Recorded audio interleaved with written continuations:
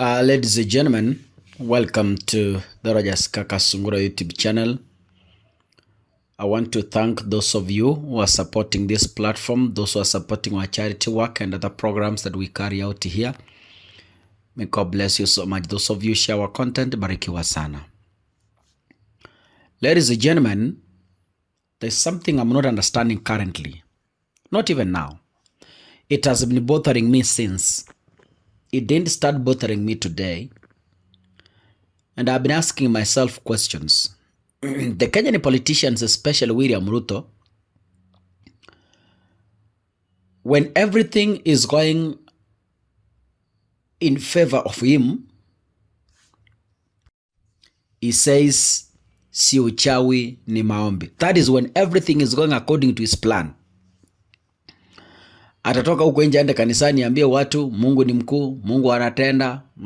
It's God. I listened to him today. While he was speaking, there was a function hosted by the judiciary, and William Ruto attended and other officials. So I listened to William Ruto and he left me with a lot of questions. I listened to his speech and I was like, okay. So it is all well when it is in favor of your interests, but it's criminal and interference when it doesn't go your way. It becomes satanic. Really? Really? Ladies and gentlemen, can we listen to William Ruto today? Of powers and the need for checks and balances, cooperation between organs of government and among state institutions is necessary, is also desirable, and this is for the promotion of national interest and constitutionalism. And that brings me again to the matter that was canvassed by my deputy here.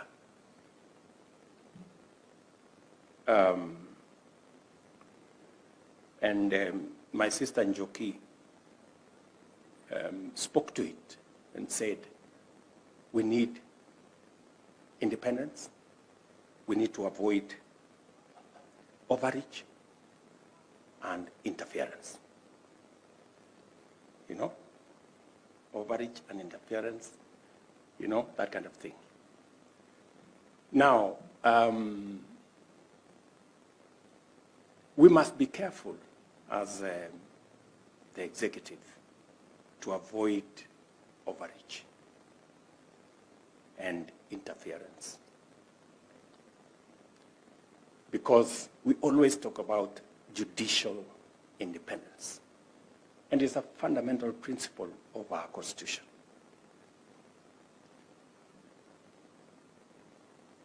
And there is a remedy for executive overreach, because the judiciary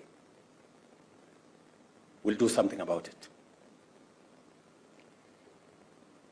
But what happens when we have judicial overreach and judicial interference?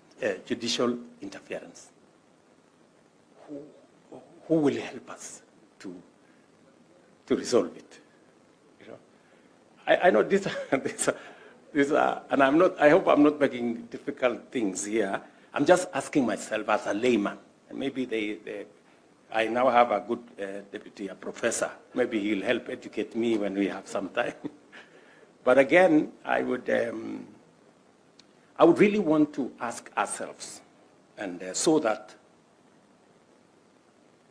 as we restrain ourselves as the executive, not to interfere, not to overreach on matters that are in the purview of the judiciary or other arms of government for that matter, I think there is an equally very high responsibility on the part of the judiciary to restrain itself, and I think the Chief Justice here said so, to restrain itself on matters that are in the purview of other arms of government.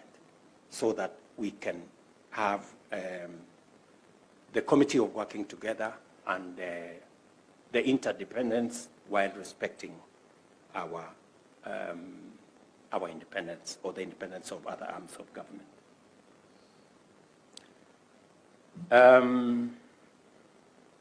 Such moments are rare, you know, when you have the ears of the judiciary.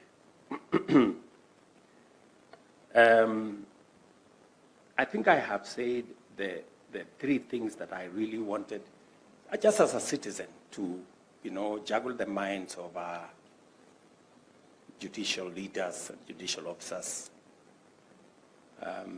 so that we can work together in this space. Effective collaboration, this is what I'm talking about, in the national interest. And you heard my deputy say, you know, there is public interest, which sometimes is about maybe what the social media has said. What the social media has said, is it public interest? What is it?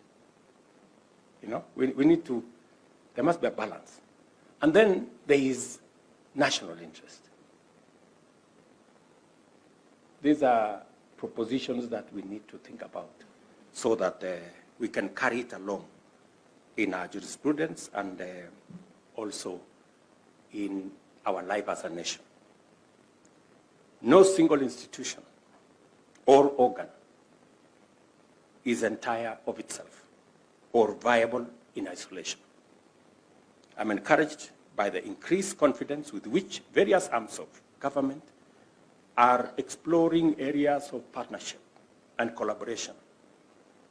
And by so doing, we are breaking long-standing barriers to unlock the power of institutional synergy.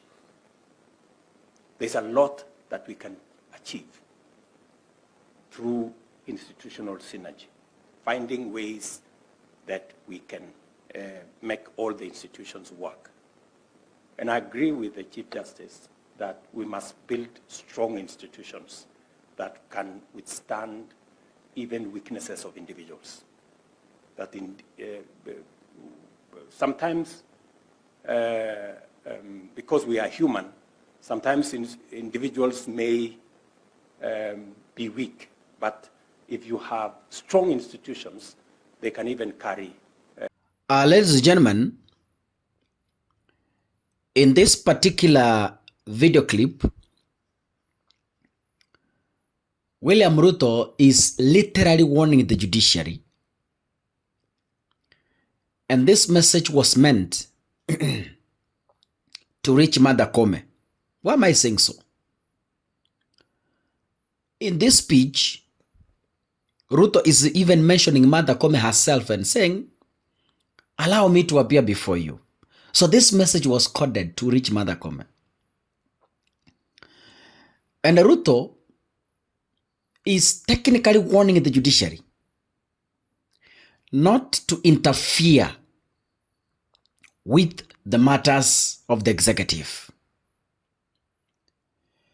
In simple terms, Ruto is telling the judiciary, vita ya executive musiwahi ingililia kati.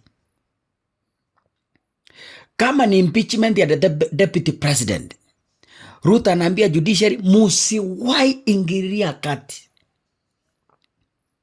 But again, I ask myself, what if ni Ruto anakuwa impeached? Je, atakubali mahakama ingililie?